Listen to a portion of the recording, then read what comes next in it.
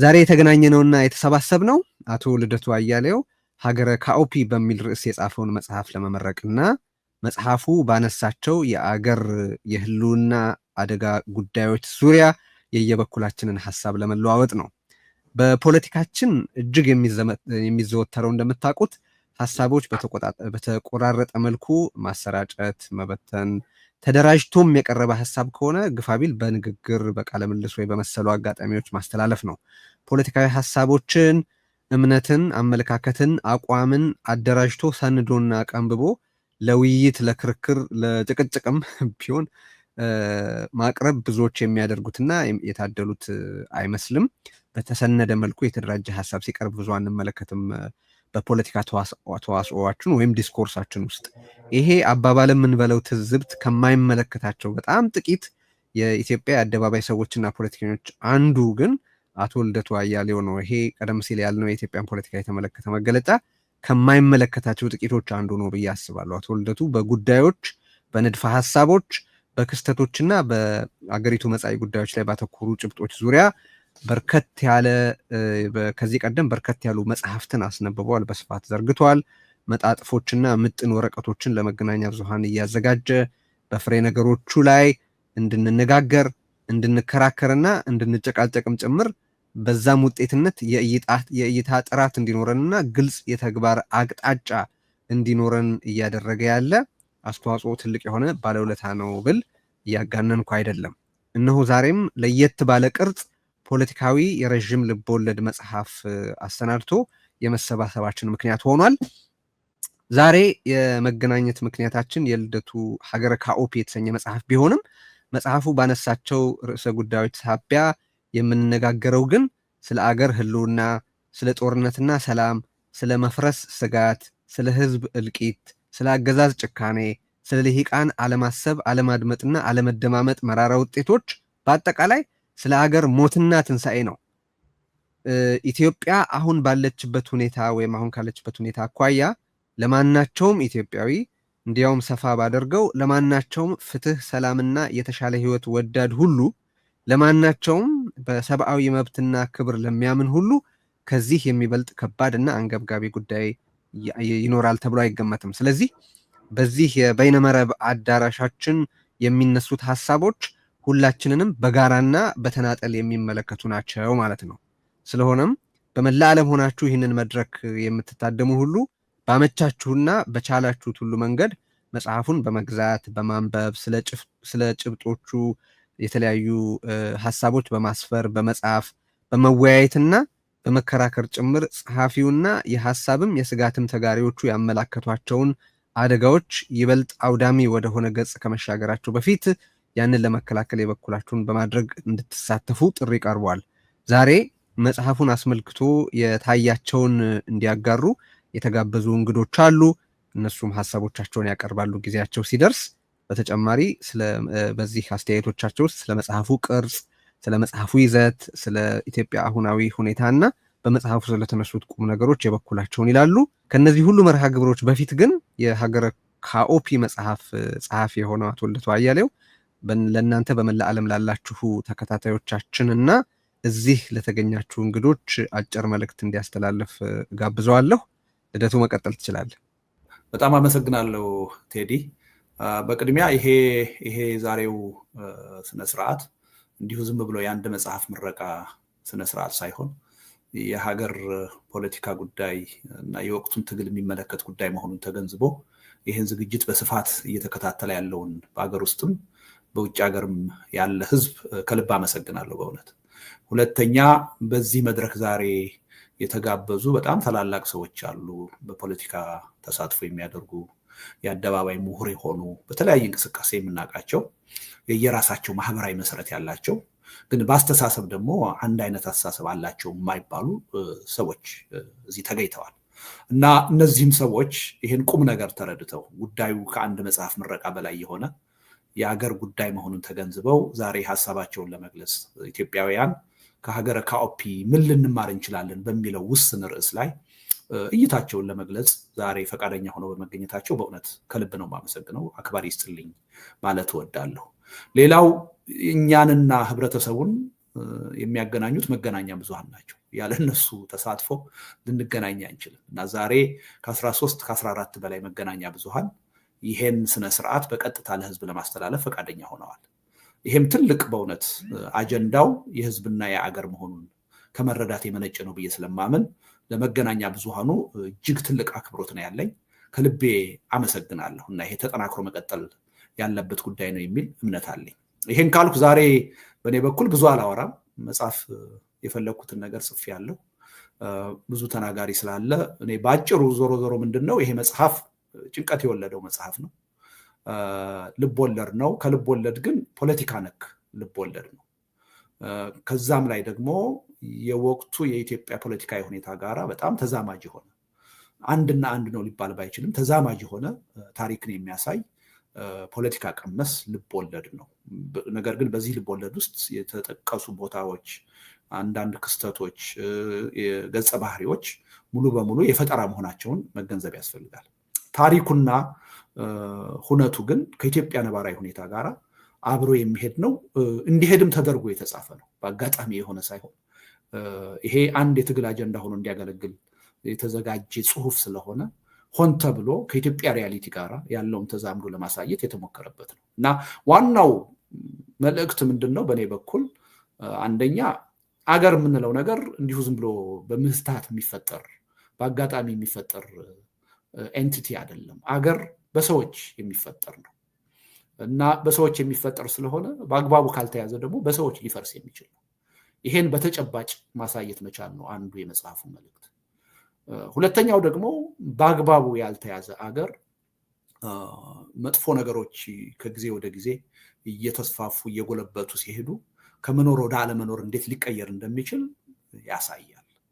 በተለይም ደግሞ ኃላፊነቱን በአግባቡ የሚወጣ የፖለቲካ ኃይል በሌለበት፣ በቂ የሆነ የፖለቲካ ተሳትፎ የሚያደርግ ህብረተሰብ በሌለበት፣ በሰዎች ላይ የሚደርስን ችግር በራሱ ላይ እንደደረሰ የሚቆጥር ህብረተሰብ በሌለበት አገር ሄዶ የሚገጥመው ነገር ሁሉንም የሚመለከት አደጋ መሆኑን የሚያሳይ ነው በዋናነት። በሌላ በኩል ደግሞ አንድን ሀገር ወደ ዘላቂ ውጤት ለማብቃት ሰላማዊ ህዝባዊ እምቢተኝነት ምን ሚና ሊኖረው እንደሚችል፣ ህዝብ የሚያካሂደው አንድ ሰላማዊ ህዝባዊ እምቢተኝነት ደግሞ እንደተለመደው በሰዎች እንዳይጠለፍ ወይም ደግሞ ተጀምሮ መሀል ላይ እንዳይኮላሽ ወይም ደግሞ መጨረሻ የሚያስገኘው ውጤት አንድን አምባገነን በሌላ አምባገነን መተካት እንዳይሆን ምን ሊደረግ ይችላል የሚለውንም ጥያቄ ለመመለስ የሚሞክር ነው። ሌላ አንድ የፈረሰ ሀገር ወይም ደግሞ በመፍረስ ሂደት ላይ ያለ ሀገር ከዛ ቀውስና ሁኔታ ለመውጣት የፖለቲካ ኃይሎች የጋራ ጉዳያቸውን መሰረት አድርገው ምን አይነት የሽግግር ሂደት ሊፈጥሩ ይችላሉ፣ ይቻላል ወይ የሚለውንም ጥያቄ ለመመለስ የሚሞክር መጽሐፍ ነው እና ይሄ መጽሐፍ ልቦለድ ቢሆንም ከኢትዮጵያ ሪያሊቲ ጋር በጣም የተቀራረበ ነው። በእኔ እምነት እጅግ ወቅታዊ ነው የሚል እምነት አለኝ። በተለይ በዛ መጽሐፍ ውስጥ የተቀመጡት ሁለት ርዕሰ ጉዳዮች የግንቦት ማንፌስቶና የጃይካ ቃል ኪዳን የሚሉት ለኢትዮጵያ መድህን የሚሆኑ አስተሳሰቦች ናቸው የሚል እምነት አለኝ እና ተማጽኛለሁ መገናኛ ብዙሃን፣ የፖለቲካ ኃይሎች በእነዚህ ርዕሰ ጉዳዮች ላይ ውይይት እንድናደርግ እንድናዳብራቸው የበለጠ የጠሩ አድርገን እንድንጠቀምባቸው በዚህ አጋጣሚም ጥሬን አቀርባለሁ እና ዞሮ ዞሮ ዛሬ የተጋበዙ እንግዶች ኢትዮጵያውያን ከሀገረ ካኦፒያውያን ምን እንማራለን በሚለው ርዕስ ላይ የራሳቸውን አጫጭር ምልከታ ይሰጡናል። በድጋሜ በጣም ከልብ ነው የማመሰግነው። ይህን ፕሮግራም እንዲሳካ ያደረጋችሁ በዙሪያ ያላችሁ ሰዎችም በኮሚቴ መልክ ስለሆነ የሰራ ነው ምስጋናዬ በጣም ከልብ ከፍ ያለ ነው። መልካም ምረቃ ብያለሁ። አመሰግናለሁ ቴዲ። ወደ ቀዳሚው ተናጋሪ ልሂድ። እንግዲህ እዚህ መጽሐፍም ላይ በአጠቃላይ በፖለቲካውም ውስጥ ለእኔ በጣም ትልቁ ቁም ነገር የነገሮች ሁሉ አልፋም ኦሜጋም ሰው ነውና ዝግጅታችንን ብንጀምር የማስበው በሰብአዊ መብት ጉዳዮች ላይ ትኩረት ሰጥቶ በሚሰራ እንግዳ ነው። ሰብአዊ መብትን በተመለከተ በተለየ ትኩረት ሰጥቶ ከሚሰሩት መካከል አንዱ እነዚህም በተናጋሪዎች ዝርዝር ላይ በቀዳሚነት ከማያቸው መካከል አንዱ አቶ ያሬድ ኃይለማርያም ነው። አቶ ያሬድ እንግዲህ መቀጠል ትችላለህ። ጥቂት ደቂቃዎች አሉ፣ ግን ማጠቃለል ስትፈልግ እኔ የተወሰኑ ደቂቃዎችን በአጋፋሪ ስልጣን የጨምርልሃለሁ፣ ግን መቀጠል ትችላለህ። እሺ፣ አመሰግናለሁ ቴዲ። በመጀመሪያ ወንድሜን አቶ ልደቱን እንኳን ለዚህ ቀን አበቃህ፣ እንኳን ይሄንን ትልቅ ስራ ለህዝብ ለንባብ ለማብቃት አደረሰህ።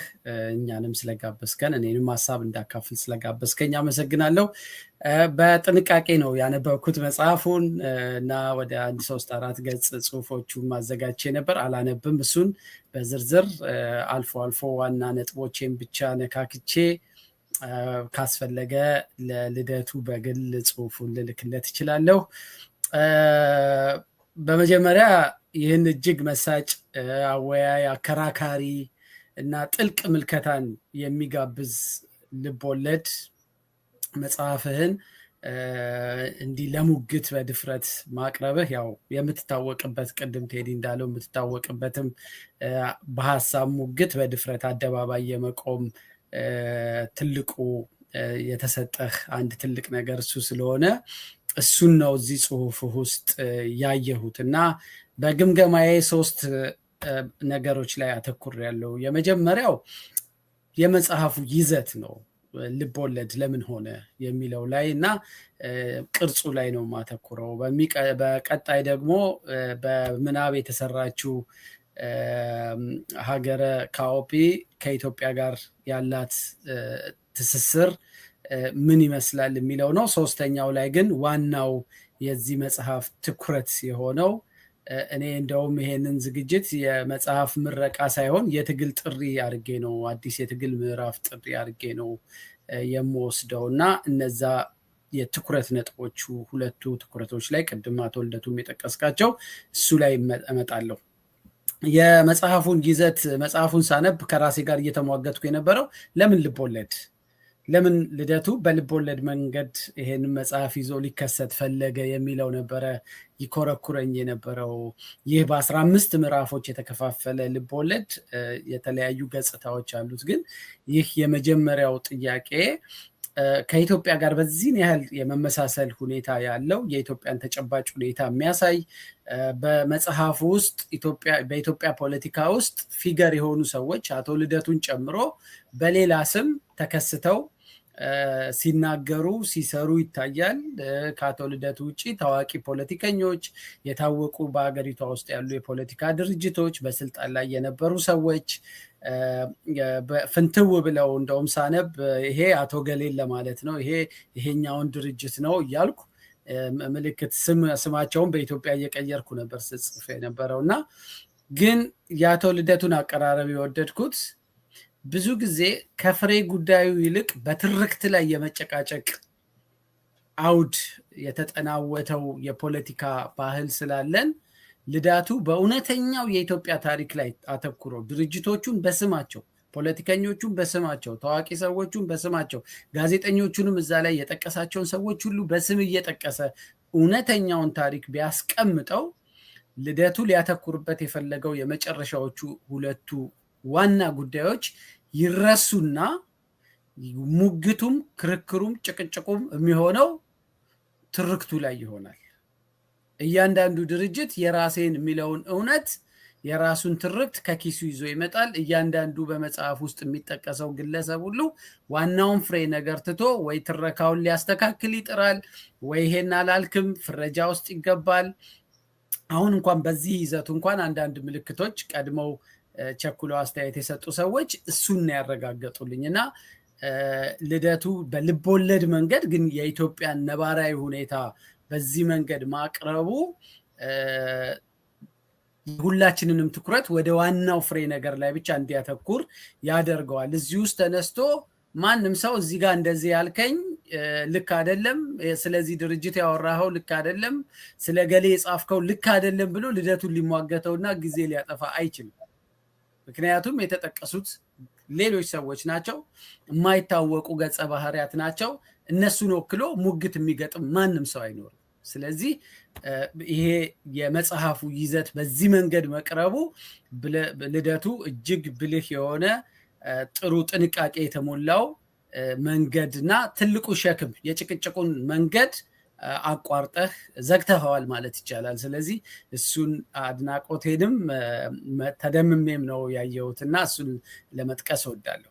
የዋናው ታሪክ የሀገረ ካኦፒያ ውስጥ የተከሰቱት ታሪኮች፣ ክስተቶች በጠቅላላ ኢትዮጵያ ውስጥ ያለውን በተለይ በኢትዮጵያ ውስጥ ባለፉት 40 ዓመታት ካለው የሀገራችን የፖለቲካ ታሪክ ጋር ሙሉ በሙሉ በሚባል ሁኔታ የተያያዘ ነው። በዚህ ታሪክ ውስጥ ከመሪዎች መንግስቱ ኃይለማርያምን በሆነ መንገድ ላየው እችላለሁ፣ መለስ ዜናዊን ላይ እችላለሁ፣ የአሁኑን ጠቅላይ ሚኒስትር አብይን አያለው፣ እነሱን የሚመስሉ ገጸ ባህሪያት ከብሔረሰብ የኦሮሞን፣ የአማራን፣ የትግራይን፣ ሌሎች ብሔረሰቦችን ከፖለቲካ ፓርቲዎችም እንደዚሁ ህወሓትን፣ ቅንጅትን፣ ኢዴፓን፣ መያድን፣ ኦፌኮን፣ ኦነግን፣ ሌሎች ፓርቲዎችንም የሚወክሉ የሚመስሉ ገጸ ባህሪያት በውስጡ በደንብ ጎልተው ይታያሉ።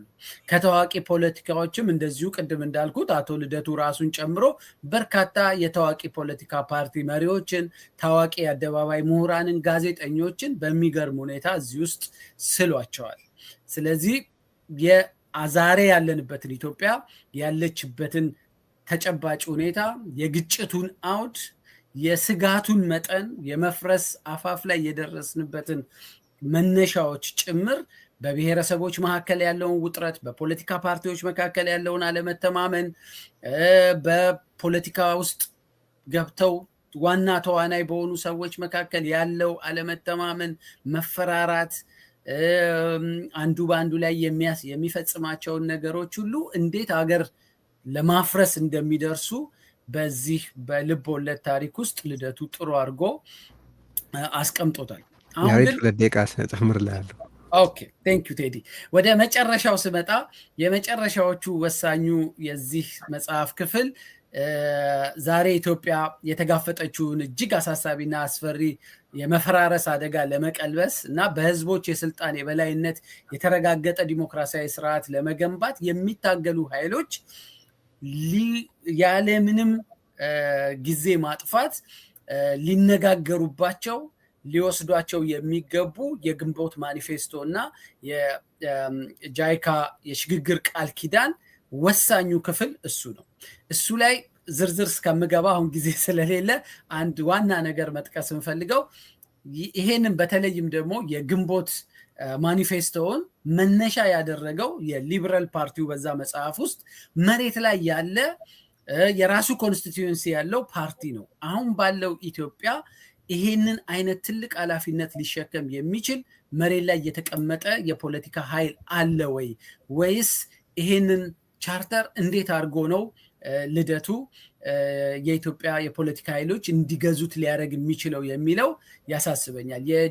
የጃይካሽ የሽግግር ቃል ኪዳን የሽግግር ጊዜን የሚያመጣው ሁኔታ የግድ ባለ ጊዜ ሁሉም የፖለቲካ ኃይሎች ምርጫ ስለሌላቸው የሚቀበሉትና የሚያዳብሩት ሰነድ ስለሆነ ብዙም ስጋት የለኝም። የኔ ትልቁ ስጋት የግንቦት ማኒፌስቶ ማን ነው የሚሸከመው በባለቤትነት፣ ማን ነው ትልቁን ስራ ይዞ ሊድ የሚያደርገው የሚለው ያሳስበኛል። እዚህ ላይ ላውቅመው። ቴዲ አመሰግናለሁ። እሺ እንቀጥልና አቶ አባይ ግዳይን እንመለከታለሁ እዚህ ስቴጁ ላይ። አቶ አባይ በመጽሐፉ ላይ ያየሃቸውን ነጥቦች የምትችል ከሆነ በ5 በ6 ደቂቃ ካልሆነ 1-2 ደቂቃ ጨምርልሃለሁኝ። በእነዚህ ደቂቃዎች ውስጥ ሀሳቦችህን አቅርብ፣ መቀጠል ትችላለህ። እሺ አመሰግናለሁ ቴዲ። ያው ክቡር ደራሲው አቶ ልደቱ፣ ታዳሚዎች እና ያው የሚዲያ ባለሙያዎች ከነ አድማጭ ተመልካቾቻቸው ሰላም እላለሁ። በቅድሚያ ያው በዚህ ምናልባትም ታላቅ ግን ታሪካዊ በሆነ የዚህ የእኛን የህልውና አደጋ ለመታደግ ምልክት የሚሰጥ ትልቅ ልበወለድ ግን ደግሞ ከአገሪቱ ሁኔታ ጋር በጣም የተገናኘ ከኔ በፊት እንደተናገሩት የሀገረ ካፒ መጽሐፍ ምረቃ ላይ ትንሽ አስተያየት ለመስጠት ስለተጋበዝኩኝ በጣም አመሰግናለሁ።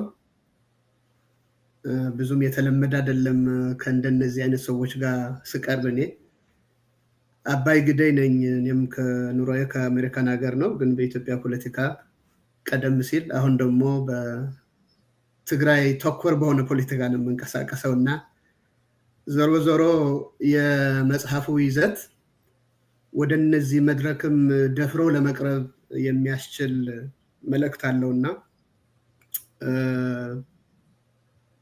በመጽሐፉ እንደተጠቀሰው መስማማት እንደ አገር በአንድ ጉዳይ በሁለት ጉዳይ እንጂ በሁሉም ነገር መስማማት አይቻልምና በሚያስማሙን ጉዳዮች ላይ አብሮ ለመስራት ያለውን መልእክት በተግባር ለማረጋገጥ ነው ወደዚህ ብቅ ያልኩት ስለማለት ነው። አሁን ወደ በቀጥታ የተሰጠኝን ጊዜ ለመጠቀም ይሄ የልብ ወለድ መጽሐፍ ቅድም እንደተባለው በልብ ወለድ መልክ ሆነ እንጂ የኢትዮጵያን ተጨባጭ ሁኔታ የሚገልጥ ነው። ገጸ ባህሪያቱ ላይ ያሉ ስሞች የተለየ ሆኑ እንጂ በሁላችንም በዘራችንም በፖለቲካችንም በጥንካሬያችንም በታሪካችንም ዙሪያ ላይ የሚያጠነጥን ይመስለኛል። የዚህ የሰፊ ፖለቲካል ልምድ ያለው ሰው ግንዛቤ በደረቁ ከሚቀርብ ተብሎ በጣም ልብ ሰቃይ በሆነ ምናልባት ጀምሮም ለማቋረጥ በጣም የሚያስቸግር አይነት ጽሁፍ ነው። በጣም በይዘቱ ላይ አደንቃለሁ። በዓለም ውስጥ እንደሚባለው ከ100 እስከ 300 ሚሊዮን የሚሆኑ ልበወለድ ጽሁፎች አሉ። የነዚህ ታዋቂ ጽሁፎች አንዱ ተደማሪ መጽሐፍ ይሆናል። ለሚቀጥለውም ትውልድ አስተማሪ የሚሆን ይመስለኛል። በቀጥታ የዚህ መጽሐፍ ንባብ አሁን ካለው ከሀገሪቱ ሁኔታ ምን ትምህርት ሊወሰድ የሚችለው ላይ በምትለው ብቻ አንድ 3 ነገሮች ነው የወሰድኩት። እንደተባለው በ16 እና አንድ አጭር የመጨረሻ ምዕራፍ ላይ ብዙ ማለት የሚቻልበት ነገር አለ። ግን ዋናውና መቋጫው ለኔ ችግራቸውን አስቀድመው ሳያዩና ሳይዘጋጁ የሚያመጡት ለውጥ የሚያመጣው ጣጣ ነው የሚያመለክተው። ብዙ ጊዜ በዓለም የተለያዩ ለውጦች ታይተዋል። በእኛም ሀገር በሌላም ሀገር አሁንም የለውጥ ፍላጎት አለ። ግን ያ ለውጥ በቂ ዝግጅት ሳይደረግበት ግንዛቤ ሳይያዝ የሚያስማሙና የሚያስማሙ ነገሮች ሳይለዩ ጴጥሮስ ሚውት አድርግ እባክህ። ይቅርታ የሚመጡ ለውጦች ውጤታቸው በአገረ ኮአፒ እንደታየው ከ13 ዓመታት ምድረገነት ወደ ሲኦል የሚቀይር እንደገና መልሶ ለማጥፋት እንደገና የጠፋው እንደገና ለማንሳት በጣም አስቸጋሪ የሆነ ምናልባትም አሁን ሀገራችን ውስጥ እያጋጠመ ካለው ጋር የሚመሳሰል በሀገረ ኮአፒ ያጋጠመው የ1/4 ህዝብ መፈናቀልና የሚሊዮኖች መሞትና የ90 እና 95% የመሰረተ ልማትና ማህበራዊ ልማቶች መውደም በቀጥታ ከኛ ጋር የሚያያዝ ነው። እንደኔ ላለው ከሰሜን ከትግራይ ለመጣ ሰው ደግሞ ኦሬዲ ኤክስፒሪየንስ ያደረግነው ያየነው ብቻ ሳይሆን መርዶውንም ችግሩንም የተጋራ ነው። ስለሆነ ይሄ መጽሐፍ ሌላ ጥፋት እንዳይመጣ ለመከላከል በሚያስችሉ ጉዳዮች ላይ መነሻ ሐሳብ ይሰጣል ነው ወንዶ መቋጫው። በሀገረ ኮአፒ ለስኬትም ለውጤትም ያበቃቸው ሁኔታዎች ያሳያል። በእኛ ሀገር አንድ የምንማረው ነገር ከዛው እዛ ሀገር ውስጥ የተለያዩ ብሔሮች፣ የተለያዩ ፖለቲካ ፓርቲዎች፣ የተለያየ ትርክት ያላቸው ከግለሰብ እስከ ማህበረሰብ በጣም ብዙ ውጣ ውረድ የነበረበት ምናልባትም ከዚህ ከካሊቲ መንግስት በፊት የነበረው ታሪክ ከኢትዮጵያ ታሪክ ጋር መመሳሰሉን እንኳን እርግጠኛ ባልሆንም እዛ ላይ የሆነ ክሪቲክ ቢኖረኝም በጽሁፍ ገልጻለሁ። ላተ ልደቱ በአጠቃላይ በለውጥ ሂደት በስርዓተ መንግስቱ የታዩት ነገሮች ግን የካሊቲ መንግስትን ከአብይ መንግስት ጋር ለማመሳሰል የሚከብድ አይሆንም። ለዚህ ሁሉ ትምህርቱ ምንድነው ቢባል የተሳካ ለውጥ ለማምጣት እስካሁን ድረስ በለውጡ ያጋጠሙን ችግሮች ነቅሶ ያወጣ ምናልባትም በመፍትሄነት 1-3 ነገሮች ያመላከተ የግንቦቱ ማኒፌስቶ የሚያሳየው እሱን ነው። አክቹዋሊ የ45 ቀናትን ቤተኝነት መርህም እሱ ነው። ለሽግግር ሂደቱ የሚያስፈልገው ዝግጅት የጃይካ የሽግግር ቃል ኪዳን ምልክት ነው። እነዚህ በጣም ጥሩ መነሻዎች ነው። 2 ደቂቃ አለ አቶ አባይ ቀጥል። ኧረ በጣም ጥሩ። እንግዲያውስ እነዚህ መነሻዎች እንደ ትምህርት ወስደው ኢትዮጵያ ባላት አሁን ያላትን የህልውና አደጋ ለመታደግ ምናልባትም የፖለቲካ ፓርቲዎችም ግለሰቦችም በስልጣን ላይ ያለው መንግስትም በስልጣን ላይ ኖረው ምን እንደሆኑ ለመማር የቻሉ ሰዎችም ጭምር አንድ ነገር መውሰድ ይቻላል ከሚዲያውም ጭምር ማለት ነው። እናንተንም የሚዲያ ሰዎችም ጨምሮ በሚዲያው ምክንያት የደረሱት ነገሮች ሁሉ ያሳያል። የፕሮፓጋንዳ መሳሪያ ነው። አሁን ለውጥ ለማምጣት መድፉም መትረየሱም ድሮውኑም ያው ሚዲያውና ማህበራዊ ሚዲያው የሆነበት ዓለም ነው ያለ ነው። ስለዚህ ይሄንን ሰላማዊ ለውጥ ለማምጣት ይሄንን በህዝባዊ እምቢተኝነት የሚመጣውን ለውጥ ለማምጣት ትልቁ መድፍም መትረየስም ከተባለው ሚዲያው ነው። የደራሲ ኒሻና የሊበራ ፓርቲው ቃለ መጠይቆች በጣም ብዙ ጥያቄዎች ይመልሳሉ። አንባቢዎች ልብ ብለው እንዲያዩዋቸው የምፈልገው ብዙዎቹ ጥያቄዎች በአእምሯችን የሚመላለሱ ጥሩ ጥያቄዎች አሁን ያለውንም ለወደፊቱ ሊያጋጥም የሚችሉ ጥያቄዎችን የሚመልሱ በዚህ በደራሲው ኒሻ ስም የተደረጉ ኢንተርቪዎች በጣም ብዙ አስተማሪ የሆኑ ነገሮች አሏቸውና ያው እንግዲህ ሱቋቸው ይሄ መጽሐፍ ቀደም እንዳልኩት የ13 ዓመታትን የገነት ምድር ወደ ሲኦል የቆየረ ትዕይንት አለው። አሁን ኢትዮጵያ በ7 ዓመት ስቃይ ላይ አለች፣ ምጥ ላይ አለች። ይሄንን ምጥ ወደ ሲኦል እንዳይቀየር ይሄንን ቲዎሪ ይሄንን ሐሳብ የማስረጽ ቀደም እንደተባለው ሁሉንም የሚያካትት ግን ደግሞ ሁሉንም መሆን የማይቻል ለእያንዳንዱ ህልውና ሲባል ዛሬ በግለሰብም በብሔርም በምንም የሚያስቡ ኃይሎች ሁሉ ለራሳቸው ህልውና ሲሉ የሚገዙት ሐሳብ እንደሆነ ለመገንዘብ ነው የቻልኩት። ለደራሲው ዕድሜና ጤና እመኛለሁ። ተስፋ እስኪነጋ ብሎታል ወደ መጨረሻው ምዕራፍ። በተስፋ እንጠብቃለን። የትግሉ አጋር ለመሆንም የየበኩላችንን አስተዋጽኦ ማድረግ ይጠበቅብናል እላለሁ። አመሰግናለሁ። ቀጣዩ ተናጋሪያችን በዚህ በሀገረ ካኦፒ አቶ ልደቱ መጽሐፍ ላይ የበኩሉን ሐሳብ እንዲያቀርብ የተጋበዘውና አሁን እዚህም የምንመለከተው አቶ አንዳርጋቸው ጽጌ ነው። አንዳርጋቸውን በኢትዮጵያ ፖለቲካ ውስጥ ለበርከት ላሉ ጊዜያት በልዩ ልዩ መልክ ባለው ተሳትፎ የምታውቁት ነው። በዚህ መጽሐፍ ላይ ባስተዋላቸው ጉዳዮች ላይ የበኩሉን ሐሳብ ያቀርባል። አቶ አንዳርጋቸው መቀጠል ትችላል።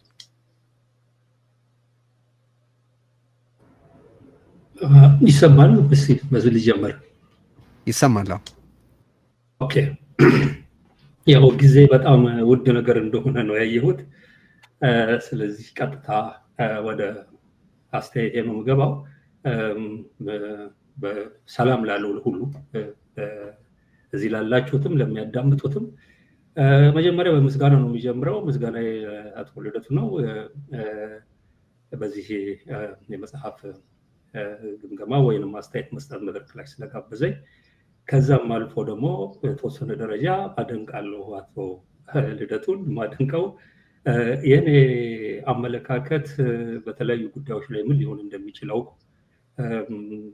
በተለይ ደግሞ በተለመደው መጽሐፍ አስተያየት ሲሰጥ ሲዳሰስ ምናምን ነገር ያው የሀገራችን ባህል ታውቁታላችሁ። የሰሞኑን የአብይ የመጽሐፍ ምረቃ አይታችሁታል። መጽሐፉን የሚያወድሱ የሚያደንቁ ምንም እንከን የለውም የሚሉ ሰዎች የሚጠራቀሙበት አይነት የመጽሐፍ ዳሰሳ የተለመደ ነገር ሆኖ ሳለ የተለየ አመለካከት ያላቸው ሰዎች የፈለጉትን ያቀርቡ በሚል በድፍረት እንዲህ አይነቱን ነገር በመፍቀዱም አድናቆቴ በዛ የተነሳ ነው ማደንቀው። መጽሐፉ ላይ ያለኝ አስተያየት በቅድሚያ ባጭሩ ነው ሄድበት ያለው በጣም ብዙ ነገር ነው ያለው ምንም ጊዜ ስለሌለ ጥንካሬው ላይ ነው መጀመሪያ የሚታየኝ ጥንካሬ ላይ ነው ማተኩረው። መጽሐፉ አንደኛ በጽሁፍ መልኩ ማቅረብ የሚባል ነገር ያው አቶ ልደቱ የተለመደ በጽሁፍ አደራጅቶ ማቅረብ እንዳለው አሁንም በተከታይ ይሄንኑ ጽሁፍ ይሄንኑ አመለካከቱ በመጽሐፍ ነው ያቀረበው። ይሄ በጣም እየተዳከመ የሚሄድ ባህል ባለበት ሁኔታ ላይ ይሄን ዲሲፕሊን አድርጎ መቀጠሉ አንድ ትልቅ ጥንካሬ ነው የመጽሐፉ። ሌላው ለማንበብ በጣም ቀላል ነው። በቀላል አማርኛ ነው የተጻፈው ያለው። በጣም ጥሩ የሆነ የአርትዖት ስራ ተሰርቶበታል። ብዙ የፊደል ግድፈቶች ብዙ ጊዜ የተለመደ ነው። መጽሐፍ ትልልቅ መጽሐፍ ብዙ ጊዜ ጠፍቶባቸው እንኳን ብዙ አርትዖት ፕሮብሌም ታገኝበታለህ። ከዛ የፖለቲካን ሰብጀክት ማተር የፖለቲካ ጉዳይን በፊክሽን መልኩ ለማቅረብ በልብ ወለድ መልኩ ለማቅረብ ያደረገው ሙከራም ጠንካራ ጎኑ አድርጌ ነው የምመለከተው። ምክንያቱም የፖለቲካ ሊትሬቸር የማንበብ ባህል በጠፋበት ሁሉንም ነገር የአንድ መስመር ትንታኔዎች ወይ የአንድ መስመር ሳውንድ ባይት በሚቆጣጠሩበት ሀገር ወይ ትዊተር ሊሆን ይችላል ወይ ኢንስታግራም ወይ ፌስቡክ የሆነ ቲክቶክ ላይ ውጪ ብዙ ሩድን የተማረ የምትለው ማንበብ ይገባዋል የምትለው ሰው ለሚያተኩርበት ሰዓት ላይ ሰፊ የፖለቲካ ጽሁፍ ማንበብ ሰዎች ተሰላጅተዋል የሚል ወይንም ሊያነቡ አይችሉም በሚል ክሬቲቭ የሆነ ደግሞ መንገድ ልፈልግ ብሎ ወደ ፊክሽን መግባቱና በዛ መንገድ ለማቅረብ ያደረገው ሙከራም ጠንካራ ጎኑ አድርጌ ነው የምመለከተው። ሌላው የራሱ አመለካከት በህዝባዊ እምቢተኝነት በሰላማዊ ትግል ዙሪያ ያሉትን አመለካከቶች በከፍተኛ የክርክር ጉልበት ለማቅረብ ተጨማሪ ተቀባይነት እንዲያገኙ ያደረገበት ሙከራም ራሱ የመጽሐፉ ጥንካሬ ነው። ቀጥሎ የማልፈው ወደ መጽሐፉ ጉድለቶች ወይንም ብዬ የማስባቸው ሲጀመር ብዙዎቹ እዚህ ውስጥ እኔም እዚህ ጠቅሼዋለሁ በፊክሽን መልኩ ማቅረቡ በጣም ጥሩ ነገር ሆኖ ሳለ ለአቶ ልደቱ በግሉ በላኩለት ሰነድ ላይ ጠቅሼለታለሁ። ማንኛውም ጉዳይ ፊክሽናል የሆነ ስነ ጽሁፍ መሆን ይችላል። ፖለቲካም ይሁን ሳይንስም ይሁን ሃይማኖትም ይሁን ሌላው ነገር ግን ህግ አለ፣ ደንብ አለው። ሊትሬቸር ራሱን የቻለ ሊትሬቸር የሚያደርገው ስርዓት አለ። ፊክሽን ብለህ ስትመጣ በዋነኛነት ልቦለድነቱ ከሰብጀክት ማተሩ በጣም ያየለ ሆኖ መገኘት መቻል አለበት። ሰዎችን ከፖለቲካው ሪያሊቲ በላይ ተንሳፈው በልቦለድ መልኩ ሊያነቡት የሚችል ከፍተኛ አቅም ይዞ መገኘት መቻል አለበት። ያንን ማድረግ ካልቻለ አንድ ሰው ፊክሽን የሚለውን ነገር ትቶ በቀጥታ የፖለቲካ ትራክት ነው መጻፍ ያለበት። ይሄ አካዳሚክ ሰርክል ውስጥ በተለይ ኤስቴቲክስ የሚባለው የፊሎሶፊ ኦፍ አርት የሚባል ሳብጀክት የተማረ ሰው የሚያጣው አይመስለኝም ያለው። ስለዚህ ይሄ አንዱ ድክመቱ ይመስለኛል። እኔ በቀጥታ ለሌላው ፊክሽን በመሆኑ ሳቲስፋይድ አይደለሁም። ቀጥታ ማቅረብ ይችል ነበር ያለው የተሻለ ነበር። በተለይ አንዳንድ ይህን ነገር የሚያውቁ ሰዎች ፊክሽን የማይሆንን ነገር ፊክሽን አድርጎ አቀረበ ብለው ቢተቹት ብዙም የሚያስገርም አይደለም ብዬ ነው የማስበው። ሌላው በዚህ መጽሐፍ ውስጥ የተመለከትኩት ነገር ለኔ የተለያየ ክርክር በሚቀርብበት ሰዓት ላይ በጽሁፉ አቶ ልደቱ የራሱን አቋም ባቀረበበት ጠንካራ እልህ መሰረት የሌሎችን አቋም በዛ መልኩ አላቀረበም። ቅድም ወንድሜ አቶ አባይ ኢንተርቪው ላይ የቀረቡትን ነጥቦች ሲያሳይ እዛ ላይ በጣም ጠንካራ የሆነ ክርክር ለሰላማዊ እምቢተኝነትና ለሰላማዊ እንቅስቃሴ አቅርቧል ያለው። በኢትዮጵያ ኮንቴክስት ግን ሪሊ ሰላማዊ ትግል ይሰራል ወይ? በኢትዮጵያ ኮንቴክስት ህዝባዊ እምቢተኝነት ይሰራል ወይ ሳይሆን ኮንቴክስቱ ይፈቅዳል ወይ? ሊመጣ ይችላል ወይ? በኢትዮጵያ ውስጥ ሪሊ ዋነኛው የለውጥ ማምጫ መሳሪያ ከሀገሪቷ ተጨባጭ ሁኔታ ምን እየሆነ እየመጣ ነው የሚለውን ነገር በዝርዝር እና ሌሎች ወገኖች ሊያስረዱት በሚችሉት አቅም አላቀረበውም። የእሱ አቋም ስላልሆነ ብቻ ነው ብዬ አይደለም የማስበው። ምክንያቱም በተለያየ ቦታ ተጽፈዋል፣ ስትሮንግሊ ያልቀረቡም መጽሐፉ ድክመት ነው ብዬ ነው የማስበው። ሌላ ከዚህ ጋር ተያይዞ እኔ ማለት የምፈልገው ሁሉም ሀሳቦቹ ቀና ናቸው፣ ምንም ጥያቄ የለውም ያለው። በጦርነት ከሚመጣ ለውጥ፣ በአመፅ ከሚመጣው ለውጥ፣ በሰላም የሚመጣው ለውጥ በጣም ወሳኝ ነው። ብዙ ነገሮችንም መልክ በቀላሉ ማስያዝ የሚያስችል ነው። ነገር ግን ፖለቲክስ ተደጋግሞ የሚባል ነገር አለ። ኢትስ ዘ አርት ኦፍ ዘ ፖሲብል ነው። አንተ የምትመኘውና የምትፈልገው አይደለም። ይሄ ከቢዝማርክ ያለውን ማርክስም ያለውን ነው። ሂስትሪ እንት በፈለከው መንገድ ልትሰራው አትችልም ያለው ገበርን የሚያደርጉ ሪያሊቲዎች እና ህጎች አሉት። እሺ ሰበስባለሁ። በሀገራችን የዚህ ህዝባዊ እምቢተኝነትና የሰላማዊ ትግል ፕሮብሌሞች ኮንቴክስቹዋል ናቸው። የሀገሪቷ ፖለቲካ፣ ማህበራዊ፣ ኢኮኖሚ ሁኔታዎች ናቸው አስቸጋሪ ያደረጉት። እነሱ በዝርዝር አስቀምጦ አይሄድም። ሶስተኛው መጨረሻ ላይ የማቀርበው አንድ ነጥብ ዓላማ አለው። አቶ ልደቱ መስዋዕትነት ይከፍላል። አንድ ነገር አቺቭ ለማድረግ ነው እየታገለ ያለው። እኔ ጉልበቱንና አቅሙን የኢትዮጵያን ሪያሊቲ በደንብ አሴስ አድርጎ የኢትዮጵያ ፖለቲካ አሁንም ቢሆን መሳሪያ በያዙ ኃይሎች መጨረሻ ላይ ዲተርምን የሚደረግ መሆኑን ተቀብሎ እነዚህ መሳሪያ የያዙ ኃይሎች እሱ የሚፈራውን አደጋ እንዳያመጡ ካሁኑ ምን መደረግ አለበት በሚል ላይ ጉልበቱ የሚጠፋበት ሁኔታ ቢፈጠር ሪያሊቲ ላይ ቀረበ የአቅምና የመስዋዕትነት ክፍያ ውስጥ ይገባል የሚል እምነት ነው ያለኝ። እሱ የሚለውን አይነት ህዝባዊ እምቢተኝነት በ45 ቀን ይሁን በኢትዮጵያ ውስጥ ባለው ተጨባጭ ሪያሊቲ ሊመጣ የሚችልበት እድል ዜሮ ነው። ሌላው እድሉ ነው ትልቁ።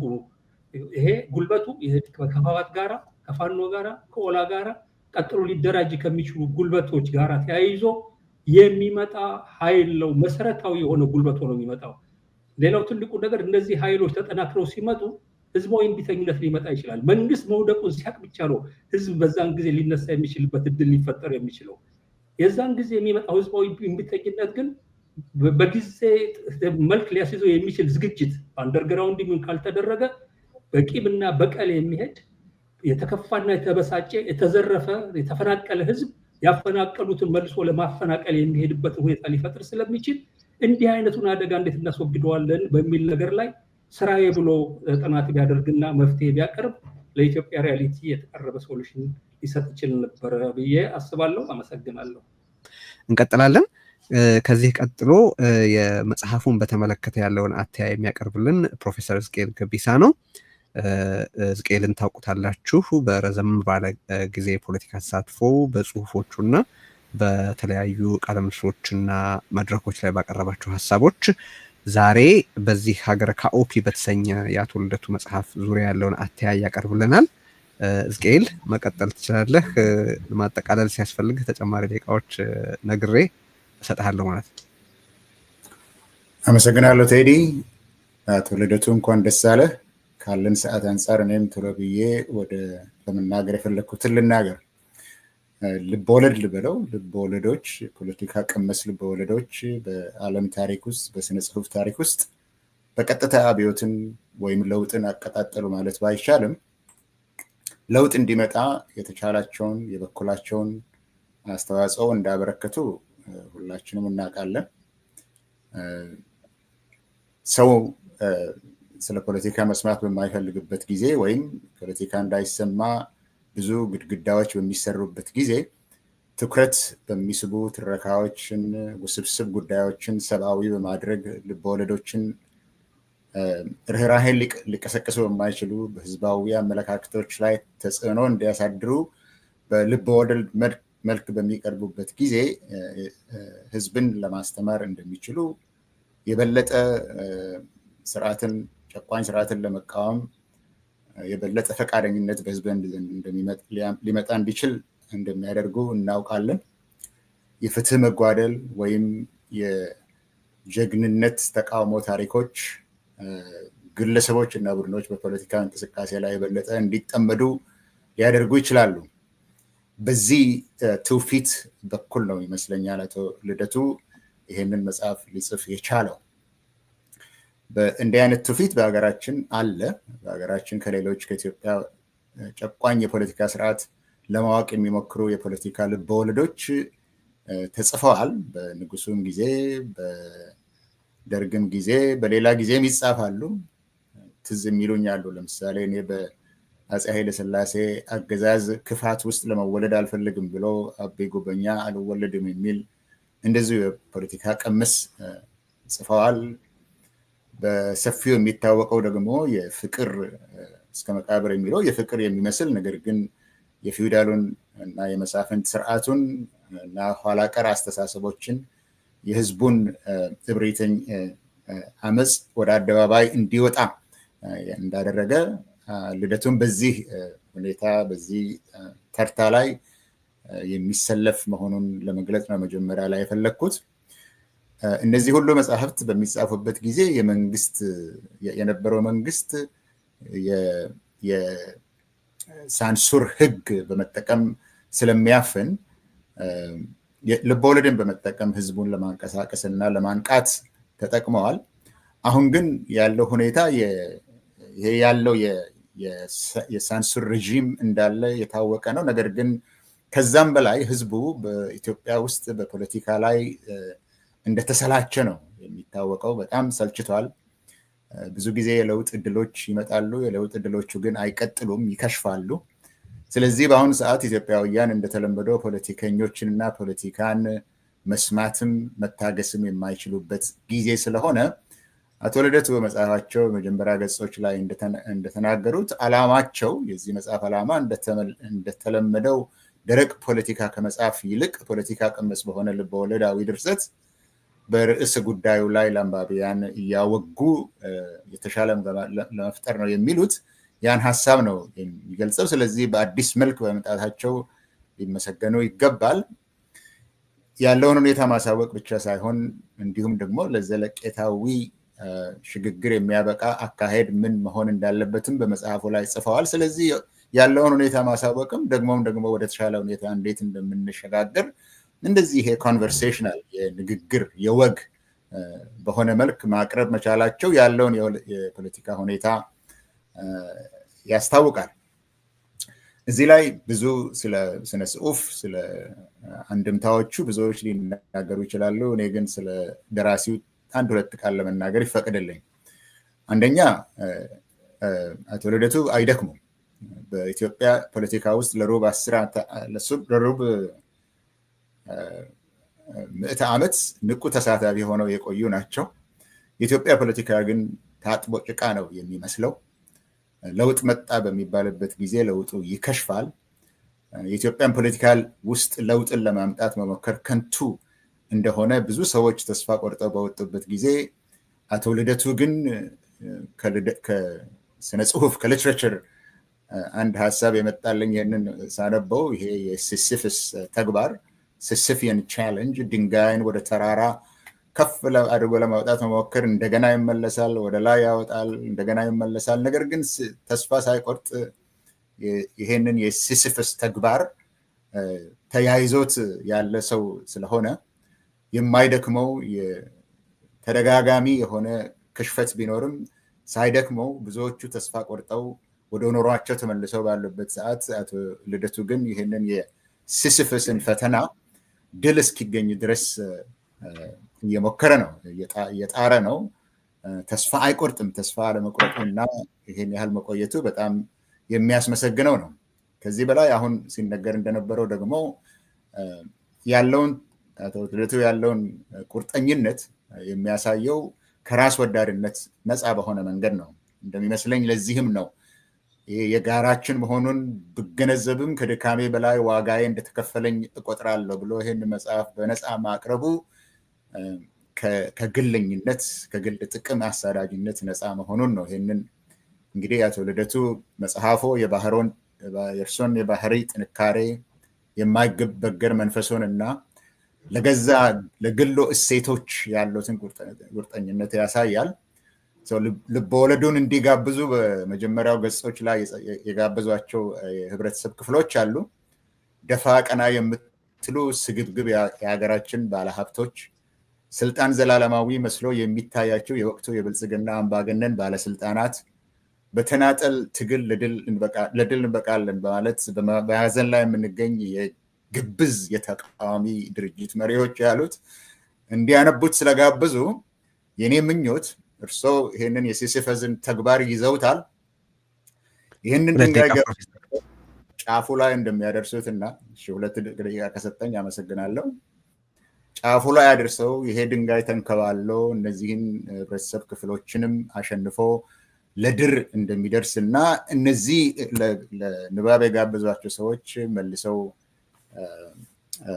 እንደሚያዩት ተስፋ አደርጋለሁ። ምን እንማራለን በሚለው አሁን በዚህ ጉዳይ ላይ ይሄ ነገር ስለ ኢትዮጵያ አይደለም ብሎ ማሰብ አይቻልም። በዚህ ላይ ብዙ ነገር ማለት ይቻላል። አንዳንዶችም አንዳንድ ነገሮች ተናግረዋል። ግን ምን እንማራለን በሚለው ላይ 1-2 ነገር ልናገርና አቆማለሁ።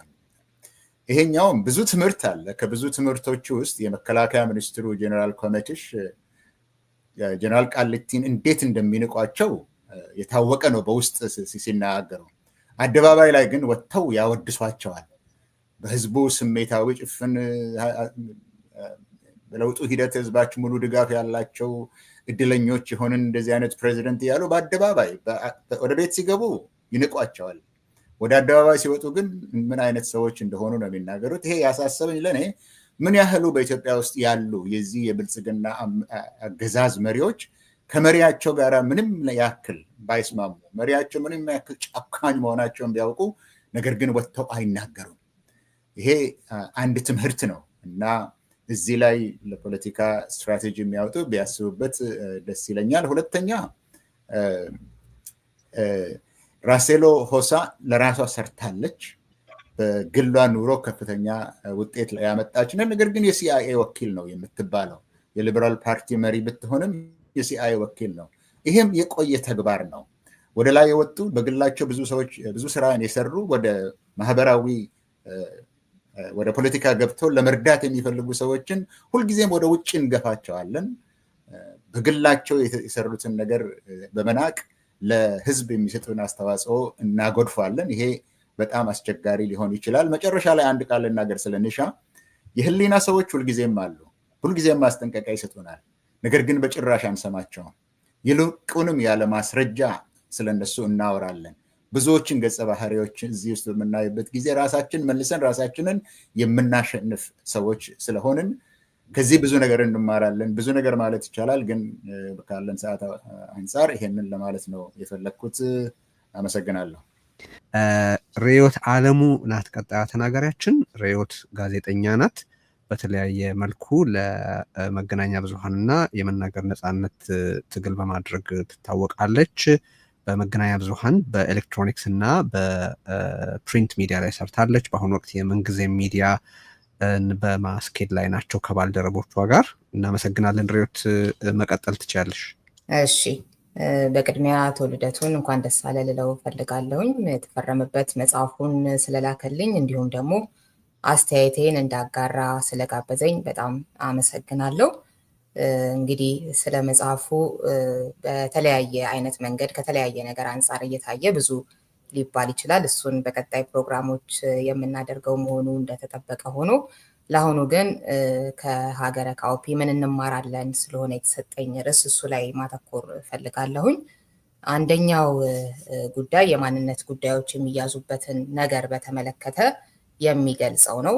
እዛ ላይ የሚነሱ ሀሳቦች ውስጥ ልንማርበት ይገባል ብዬ ከማስባቸው ውስጥ የአንድ ሀገር ሰዎች የአንዱን ማንነት እንደ ሁሉም አድርጎ ሌሎች ማንነቶችን እውቅና በነሳ መልኩ እንዳይወስዱ ማድረግ እንደሚገባ ወይም እንዳንወስድ ማድረግ እንደሚገባ እሱ የሚያመጣው ትልቅ ችግር እንደሚኖር እሱን ያሳያል።